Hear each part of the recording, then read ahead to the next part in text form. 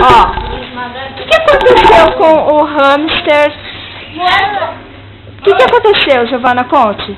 Ela quebrou a boca. Mas o que aconteceu? Hã? Quê?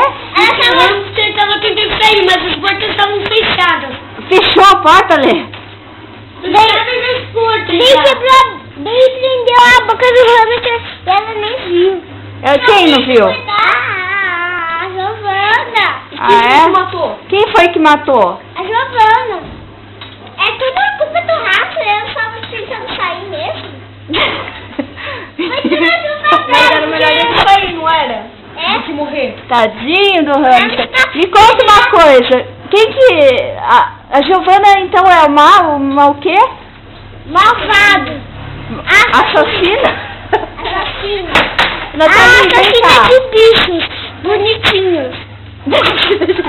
Como você só tem, cara? Ela é um vídeo que Aqui está o bichinho quase mortinho, tadinho. E esse cachorro, ele esmaga. Parece igual um cachorro mesmo, né? Ele esmaga o hamster. Giovana, você vai chorar? Não. Você vai querer outro hamster?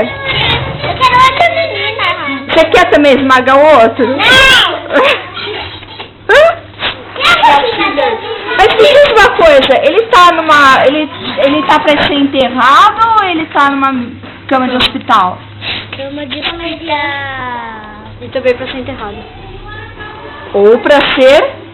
Enterrada. Não, ou pra ser o que a tia falou? Não. O que a tia falou que vai fazer? Não. Como é que é o nome? Esquartejado.